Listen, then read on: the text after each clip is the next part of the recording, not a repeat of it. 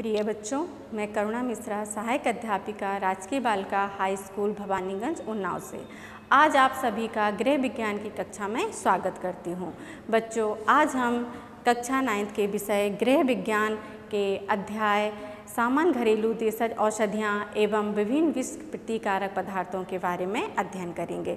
तो बच्चों, आइए सबसे पहले हम आज के अध्ययन के प्रमुख शिक्षण बिंदु पे नज़र डालेंगे। बच्चों, सबसे पहले हम प्रस्तावना देखेंगे, उसके बाद जो घरेलू औषधियाँ हैं हम उसके महत्व को समझेंगे कि वह किस प्रकार से हमारे जीवन में महत्वपूर्ण हैं। बच्चों, उसके बाद हम विभिन्न प्रकार की जो घरेलू औषधियाँ हैं जिनका प्रयोग हम घरेलू प्राथमिक चिकित्सा में करते हैं, उन औषधियों के बारे में जानेंगे और उसके बाद हम उन औषधियों की प्रयोग विधि को समझेंगे कि उन औषधियों का प्रयोग हम किस प्रकार से कर सकते हैं। और फिर बच्चों, उसके बाद हम विभिन्न विष प्रतिकारक पदार्थों के बारे में जानेंगे। बच्चों, सबसे पहले प्रस्तावना में देखेंगे विभिन्न घरेलू दुर्घटनाएं एवं आकस्मिक जो रोग होते हैं उनमें देशज जो देश में उत्पन्न एवं विष प्रतिकारक पदार्थ जो वह पदार्थ जो विष को समाप्त करते हैं, इन पदार्थों का उपयोग किया जाता है। प्राथमिक चिकित्सा के लिए इन देशज औषधियों का ज्ञान होना बहुत ही आवश्यक है, अतः प्रत्येक गृहिणी के लिए आयुर्वेद का ज्ञान होना परम आवश्यक है। आइए बच्चों, अब हम इन औषधियों के महत्व को जानेंगे। बच्चों, आमतौर पर जो औषधि घरों में तैयार की जाती हैं उन्हें हम घरेलू देशज औषधि कहते हैं। ये औषधियाँ रोग की गंभीरता को कम करती हैं और प्राथमिक चिकित्सा में काम आती हैं। बच्चों, घरेलू देशज औषधियों का उपयोग करने से गृहिणी का साहस बढ़ता है और यह औषधियों का उपयोग करने से गृहिणी के धन एवं समय दोनों की बचत होती है। यदि गृहिणी के धन और समय की बचत कैसे होती है वह भी मैं आपको बताती हूँ। बच्चों, जब गृहिणी किसी रोगी को अस्पताल ले जाती है तो उसका समय लगता है और वहाँ इलाज कराने में उसका धन भी खर्च होता है। यदि वह घर में घरेलू औषधियों से उसका उपचार करती है तो इस तरीके से उसके धन और समय दोनों की बचत होती है। अतः गृहिणी का साहस भी बढ़ता है। प्रत्येक गृहिणी के लिए घरेलू देशज औषधियों का ज्ञान होना परम आवश्यक है। बच्चों, अब हम प्रमुख औषधियाँ जो घरों में उपलब्ध रहती हैं और हम इन औषधियों का उपयोग घरों में करते हैं, आइए हम उन औषधियों के बारे में जानेंगे। सबसे पहले बच्चों, आप यहाँ नीम की औषधि देख रहे हैं। लगभग सभी बच्चों आप लोगों ने नीम का पौधा देखा होगा जो हमारे लिए बहुत ही महत्वपूर्ण और पूर्ण गुण औषधि युक्त होता है। नीम की निबोरी, पत्ती, छाल बहुत ही महत्वपूर्ण और हमारे लिए उपयोगी है। जो नीम की छाल होती है बहुत ही कड़वी होती है, लेकिन यह हमारे लिए एक टॉनिक का कार्य करती है। बच्चों, नीम का उपयोग, नीम की जो पत्तियां होती हैं हम उसको पानी में उबालकर उसके पानी को ठंडा करके रोग वाले स्थान पर एवं फोड़े फुंसियों के स्थान पर उपयोग कर सकते हैं। नीम की पत्तियों का उपयोग चर्म रोगों में भी किया जाता है एवं नीम की पत्तियों का सेवन भी कर सकते हैं। आजकल नीम से बना साबुन भी मिलता है जो रोगों के घावों को साफ करने में हमारी मदद करता है। बच्चों, अब हम बेल के बारे में जानेंगे। बेल को पके एवं अर्ध पके दोनों रूपों में प्रयोग किया जाता है। इस फल में पेक्टिन पाया जाता है जो मुख्य रूप से भोजन को पचाने का कार्य करता है। बेल का प्रयोग गर्मी के दिनों में आमतौर पर किया जाता है। यह अतिसार एवं पेचिश के रोगी को भी दिया जाता है। इसका शरबत हमारे लिए बहुत ही ठंडक प्रदान करता है। अमलतास बच्चों, यह एक पूर्ण औषधि गुणयुक्त फल होता है। इसका उपयोग पेट के लिए विशेष रूप से किया जाता है। हींग बच्चों, हींग के बारे में तो आप सभी जानते होंगे और सभी इसका उपयोग अपने दैनिक जीवन में करते होंगे। हींग हमारे लिए बहुत ही महत्वपूर्ण है। यह भोजन को पचाने में भी सहायक होती है और यह बच्चों के नाड़ी तंत्र संबंधी एवं पेट के लिए बहुत लाभदायक होता है। इसका उपयोग बच्चों गुनगुने पानी में हम करके बच्चों के पेट पर लेप भी लगा सकते हैं, जिससे बच्चों की वायु दूर हो जाती है एवं बदहजमी को भी दूर किया जा सकता है। अजवाइन बच्चों, अजवाइन देख रहे हैं आप यहाँ पे, यह भी हमारे लिए पूर्ण औषधि होती है। इस अजवाइन का उपयोग हम पेट से संबंधित रोगों के लिए आमतौर पर करते हैं। इसका लेप भी उपयोग में आया जाता है। जोड़ वाले स्थानों पर इसका लेप लगाने से दर्द में आराम मिलता है एवं इसका काढ़ा बनाने से बच्चों को पिलाने से बच्चों के पेट के कीड़े मर जाते हैं। अजवाइन यदि पेट में आपके बदहजमी हो रही है तो अजवाइन का सेवन भी लाभदायक होता है। आंवला। बच्चों, आंवले का उपयोग हम आमतौर पर घरों में अचार, मुरब्बा बनाने में भी करते हैं। आंवला का उपयोग ताज़े एवं सूखे दोनों रूपों में किया जाता है। आंवला हमारे लिए बहुत ही लाभदायक होता है। यह यकृत से संबंधित बीमारियों के लिए बहुत ही लाभदायक है। आंवले का शरबत भी बहुत फ़ायदा करता है और आंवला विटामिन सी युक्त फल होता है। यह पेट के लिए बहुत फ़ायदेमंद है। तुलसी। बच्चों, तुलसी का पौधा आप सभी ने देखा होगा। तुलसी हमारे देश में बहुत ही पवित्र मानी जाती है और इसकी पूजा भी की जाती है। बच्चों, इसकी पत्तियां पूर्ण कीटाणुनाशक युक्त होती हैं जो हमारे लिए एक औषधि का कार्य करती हैं। इसकी पत्तियों का लेप लगाने से चर्म रोग दूर होते हैं और इसकी पत्तियों का सेवन हम लोग आमतौर पर सर्दी, जुखाम, खांसी में भी करते हैं। तुलसी के जो बीज होते हैं वो मूत्र संबंधी विकारों में बहुत ही लाभप्रद होते हैं। इसकी पत्तियों को उबालकर इसका रस कान में डालने से कान का दर्द दूर होता है। बच्चों, तुलसी हमारे लिए बहुत ही लाभदायक और पूर्ण औषधि युक्त होती है। कुनैन। बच्चों, यह कुनैन है। इसका प्रयोग हम मलेरिया बुखार में करते हैं। आमतौर पर निमोनिया, पेचिस आदि में भी इसका उपयोग किया जाता है। यदि हम इसका उपयोग अधिक मात्रा में कर लेते हैं तो चक्कर, जी घबराना आदि की शिकायत हो सकती है। यह औषधि हृदय के रोगियों को नहीं दी जा सकती है। मुलैठी। बच्चों, यहाँ पर आप मुलैठी देख रहे हैं। इस पौधे की जड़ बहुत ही लाभप्रद होती है। इसका उपयोग हम गले में खराश, खांसी, सर्दी आदि में करते हैं। इसके चूर्ण को शहद या मक्खन में मिलाकर लगाने से लेप जो पेट में अल्सर होते हैं इसका द्रव उसके प्रयोग में भी लाया जाता है। मुलैठी की पत्तियाँ प्रयोग में लाई जाती हैं सिर की त्वचा को दूर करने के लिए। मुलैठी हम आमतौर पर जो गले में खराश हो सकती हैं उसमें भी इसका उपयोग करने से बहुत ही लाभ मिलता है। दालचीनी। बच्चों, दालचीनी का उपयोग हम आमतौर पर घरों में मसालों के रूप में भी करते हैं। दालचीनी आप सभी ने देखी होगी। यह एक पेड़ की छाल होती है। इस छाल का हम तेल भी प्रयोग करते हैं और इसका तेल जो है बहुत ही फ़ायदेमंद होता है। दालचीनी का प्रयोग हम बमन, जी घबराना आदि में एवं पेट संबंधी रोगों में हमारे लिए इसका उपयोग करना बहुत ही लाभदायक होता है। ईसबगोल। बच्चों, यह ईसबगोल यहाँ आप देख रहे हैं। इसको ईसबगोल की भूसी के नाम से भी जाना जाता है। यह आसानी से मिल जाता है। यह पेचिस और जो एबिमिक पेचिस होती है उसको रोकने में हमारी बहुत मदद करती है। इसका उपयोग पानी या दूध के साथ करने से तुरंत आराम मिल जाता है। छोटी इलायची। बच्चों, छोटी इलायची आप सभी ने देखी होगी। इसका उपयोग हम चाय में करते हैं और जो हमारे भोज खाद्य पदार्थ होते हैं हम उनको सुगंधित बनाने के लिए भी इसका उपयोग करते हैं। दालचीनी, इलायची, दालचीनी, लौंग, अदरक का मिश्रण पाउडर बनाने में इसका प्रयोग लाया जाता है जो पाचन क्रिया को सुधारने में हमारी मदद करता है। पुदीना। बच्चों, पुदीना गर्मी के दिनों में आमतौर पर आप लोगों ने देखा होगा जो आसानी से उपलब्ध रहता है। यह पेट संबंधी विकारों, जी घबराने के लिए और बमन आदि में बहुत ही उपयोगी होता है। पिपरमेंट इसकी पत्तियों और फूलों में पाया जाता है जो बहुत ही ठंडक प्रदान करता है। इसकी पत्तियों को पीसकर सिर पर लगाने से ठंडक प्रदान होती है। आजकल यह पुदीना द्रव के नाम से, पुदीन हरा के नाम से द्रव के रूप में बाज़ार में उपलब्ध है, जिसकी 2 या 3 बूंद का सेवन करने से हमारे पेट में तुरंत आराम मिल जाता है।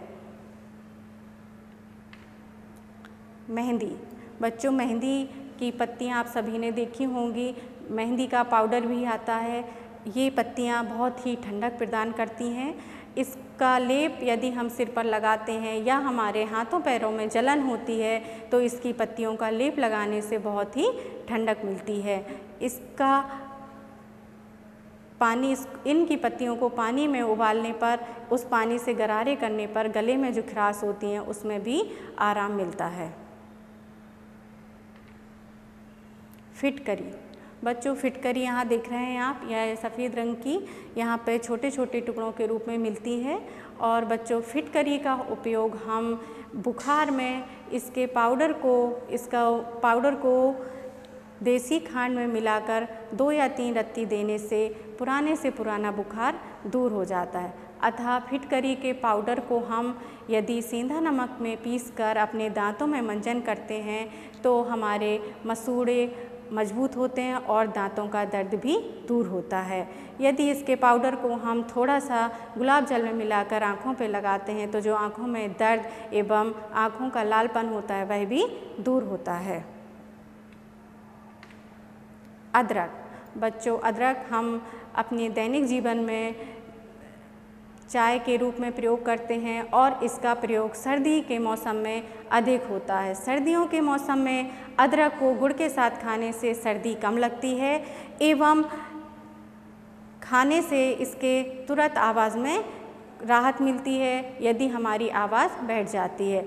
अदरक के रस में थोड़ा सा नमक मिलाकर चाटने से हमारी आवाज़ खुल जाती है एवं अदरक का उपयोग हमारे लिए बहुत ही लाभप्रद होता है।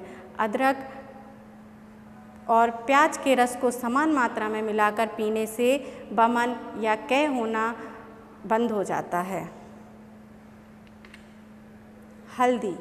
बच्चों, हल्दी पूर्ण रूप से एक औषधि है जो हमें बहुत ही लाभ देती है। इसका उपयोग हम दैनिक जीवन में करते हैं। अतः हमारे किसी भी शरीर में चोट लगने पर या किसी तेज धार वाले हथियार से कट जाने पर यदि हम हल्दी और चूने को बराबर मात्रा में मिलाकर लगाते हैं तो उस स्थान से खून का बहना बंद हो जाता है।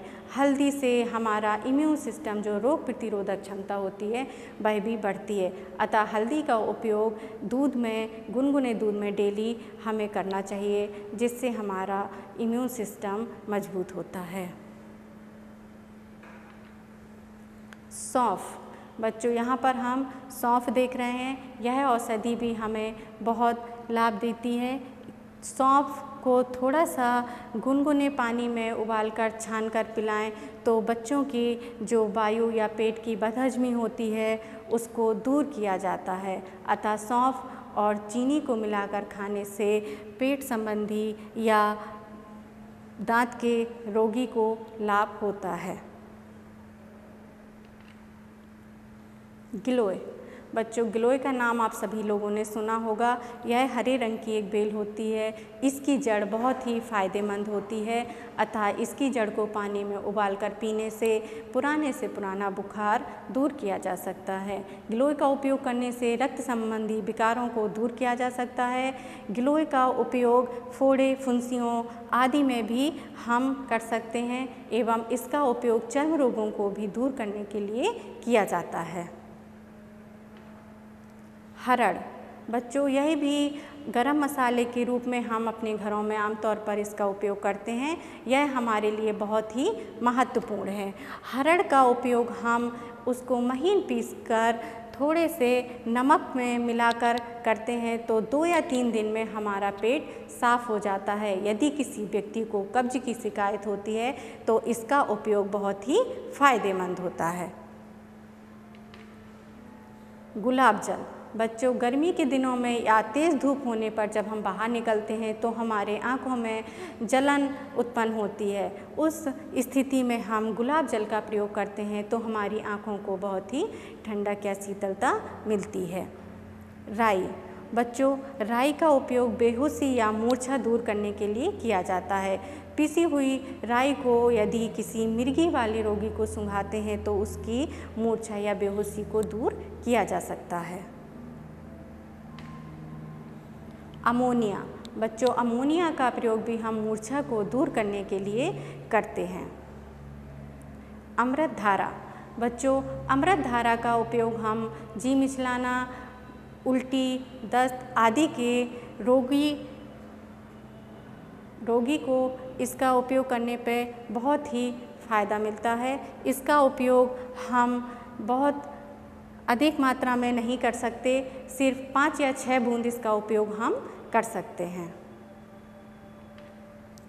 डिटॉल। बच्चों, यह कीटाणुनाशक एक द्रव होता है जिसका उपयोग हम घाव वाले स्थान को साफ करने के लिए करते हैं।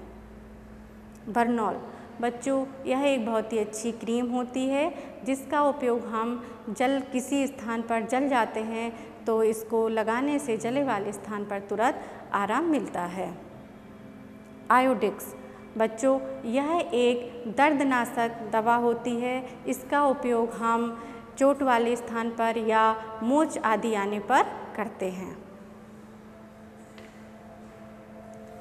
पैरासीटामोल। बच्चों, यह एक दवा होती है, छोटी सी गोली होती है, आप सभी ने नाम सुना होगा। इसका उपयोग हम ज्वर को कम करने के लिए करते हैं। पोटेशियम परमैंगनेट या लाल दवा। लाल दवा का नाम आप सभी ने सुना होगा। इसका उपयोग हम कीट पतंगों के काटने एवं बिच्छू के डंक मारने तथा सर्पदंश के घाव आदि को विष को दूर करने के लिए करते हैं। आइए बच्चों, अब हम देखेंगे जो विभिन्न प्रकार की औषधि है उनकी प्रयोग विधि कि वह आमतौर पर हमें किसी मौसम में सर्दी जुखाम हो जाता है तो हम उस स्थिति में किन घरेलू औषधियों का प्रयोग करेंगे। तो आइए बच्चों, देखते हैं हम सर्दी जुखाम।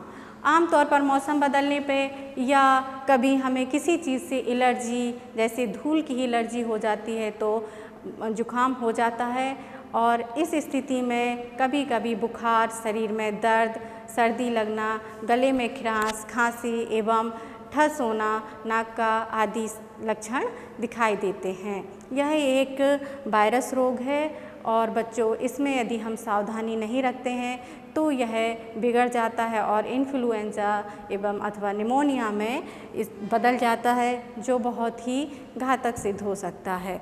बच्चों, इस अवस्था में हमें तुरंत ही इलाज करना चाहिए। आइए बच्चों, अब हम देखते हैं कि हम सर्दी और जुखाम में किस प्रकार की घरेलू औषधि का प्रयोग कर सकते हैं।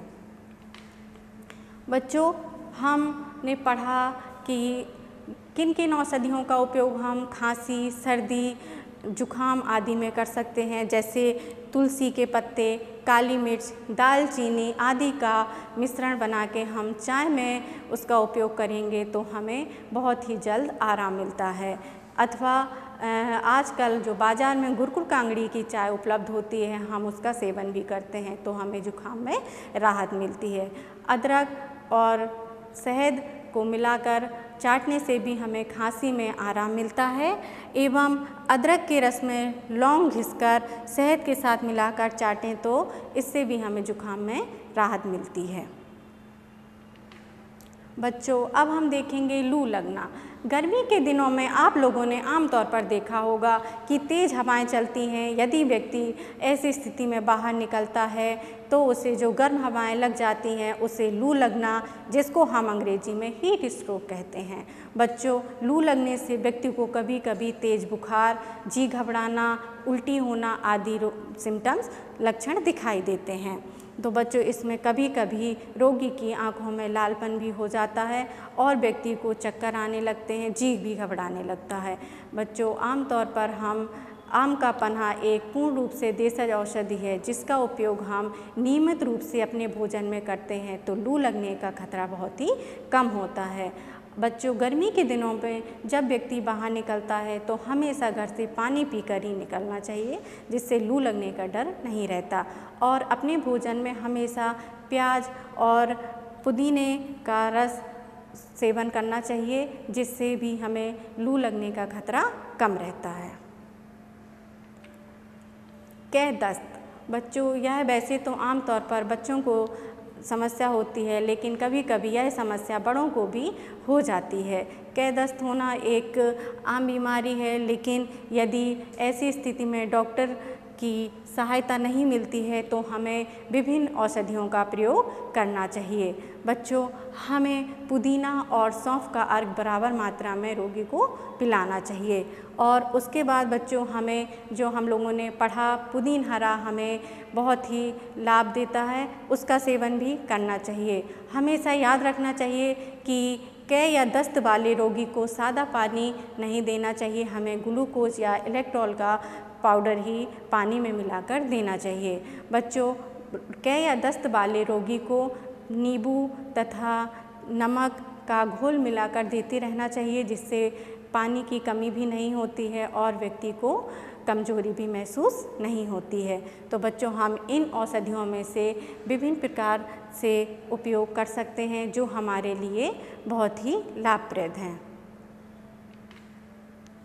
फोड़े फुंसी बच्चों, यह भी किसी समय और किसी भी उम्र में बच्चों और बड़ों को निकल आते हैं, जिसमें बहुत ही दर्द होता है और कभी कभी यह बहुत ही बड़े रूप में फोड़े फुंसी निकल आते हैं, जिससे व्यक्ति को बुखार और जी घबराने लगता है। तो ऐसी स्थिति में हम प्रमुख ये औषधि काम में ला सकते हैं। हमें जिस स्थान पर फोड़ा या फुंसी हुआ है उस स्थान पर मुर्दा संग का तेल लगाना चाहिए एवं मुर्दा संग का पाउडर भी गुलाब जल में मिलाकर लगाने से लाभ होता है। फोड़े फुंसी वाले स्थान को हम, जैसे हम लोगों ने पढ़ा, औषधि नीम की औषधि जो है हमें फोड़े फुंसी में बहुत ही लाभप्रद है। हम नीम की पत्तियों को उबालकर उस पानी से फोड़े फुंसी के वाले स्थान को साफ करते हैं तो हमें बहुत ही लाभ होता है।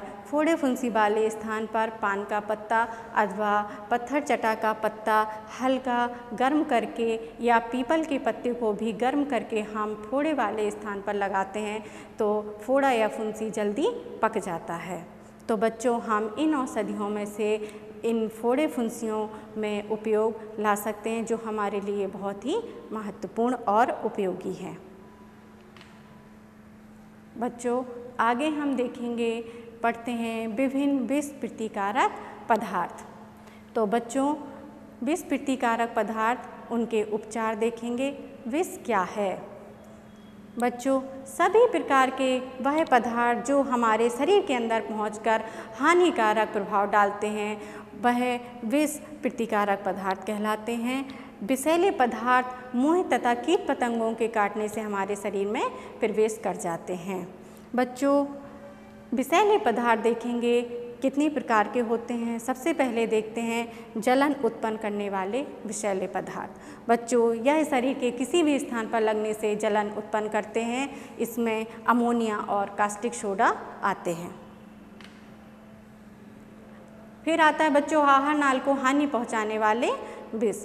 यह पेट अथवा हमारे पेट में जाके मुंह गले से तथा ग्रास नली आहार नाल में हानिकारक प्रभाव डालते हैं और इस समूह में आने वाले विष संख्या एवं पारा हैं। उसके बाद बच्चों नींद लाने वाले विष। इस प्रकार के विषों से हमें बहुत ही नींद आती है। जैसे जैसे विष का असर बढ़ता जाता है वैसे वैसे व्यक्ति की नींद की तीव्रता बढ़ती जाती है एवं व्यक्ति चेतनाहीन हो जाता है। इस विष में अफीम, गांजा, माफिया आदि आते हैं। बच्चों, फिर आता है तंत्रिका तंत्र को हानि पहुंचाने वाले विष। ये विष मस्तिष्क तथा तंत्रिका तंत्र पर बहुत ही हानिकारक प्रभाव डालते हैं। इस विष में धतूरा, शराब, क्लोरोफॉर्म आदि आते हैं। बच्चों, अब हम देखेंगे यदि किसी व्यक्ति ने विषपान कर लिया है तो हम किस प्रकार उस व्यक्ति की पहचान करेंगे कि व्यक्ति ने कौन सा विष लिया है। जब तक व्यक्ति को हो तुरंत हमें डॉक्टर के पास ले जाना चाहिए। यदि डॉक्टर मिलने में देरी हो रही हो तो हमें प्राथमिक चिकित्सा या घरेलू देसी औषधियों का उपयोग करना चाहिए। सर्वप्रथम यह ज्ञात करना चाहिए व्यक्ति ने किस प्रकार का विषपान किया है। व्यक्ति के आसपास हम देखेंगे, यदि हमें कोई रैपर या कोई पर्चा उसके कपड़ों से या जेब से मिलता है तो हमें ज्ञात हो जाएगा कि व्यक्ति ने किस प्रकार का विष पिया है। उसके होठों का रंग भी बदल जाएगा और व्यक्ति के सांस से कुछ महक आती है, जिससे ज्ञात हो सकता है कि व्यक्ति ने कौन सा विष पिया है। विषैले पदार्थ का सेवन करने से रोगी की आँखों की पुतलियाँ फैल या सिकुड़ जाती हैं।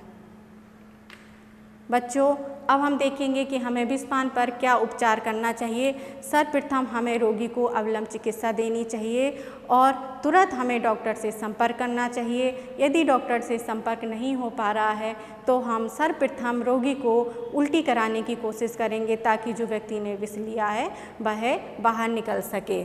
और रोगी को यदि व्यक्ति ने क्षारीय विष पिया है तो हमें उल्टी नहीं करानी चाहिए। रोगी का उल्टी कराने से विष का प्रभाव कम हो जाता है। इस स्थिति में हमें विष प्रतिरोधक पदार्थ ही देना आवश्यक है। आइए बच्चों, आप लोगों ने यह अध्याय पढ़ा। विभिन्न प्रकार की औषधि जो आप लोगों ने पढ़ी, नीम, तुलसी, अजवाइन, हींग, जो हमारे लिए बहुत ही महत्वपूर्ण एवं उपयोगी हैं, और आप लोगों ने उनको समझा, उनको जाना, उनकी प्रयोग विधि को समझा और उसके महत्व को भी समझा।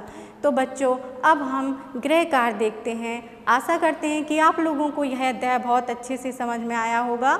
और बच्चों, आप लोग यह गृह कार्य अपने गृह विज्ञान की उत्तर पुस्तिका में करेंगे। तो बच्चों, सर्वप्रथम देखते हैं कि आपको घरेलू देसी औषधियों से क्या समझते हैं एवं कुछ घरेलू औषधियों की सूची बनाइए। तो बच्चों, आपने सूची में आप क्या बनाएंगे, जैसे आपने प्रमुख औषधि नीम, तुलसी, अजवाइन आदि के बारे में जाना, उनकी सूची बनानी है। उसके बाद बच्चों, प्राथमिक चिकित्सा में देसी औषधियों के महत्व एवं उपयोग क्या हैं, उनको आप लिखेंगी। उसके बाद बच्चों, नीम का उपयोग आपने समझा और जाना कि हम किस प्रकार नीम का उपयोग करते हैं। फोड़े, फुंसी आदि में इसका उपयोग किया जाता है, वह भी लिखेंगी। और अजवाइन तथा आंवले का उपयोग आपको बताना है, जो आपने भली भांति जाना। बच्चों, यदि आपको इस अध्याय का पुनः अवलोकन करना है तो हमारे उत्तर प्रदेश माध्यमिक शिक्षा परिषद की YouTube चैनल पर भी इसका आप अवलोकन कर सकते हैं। धन्यवाद।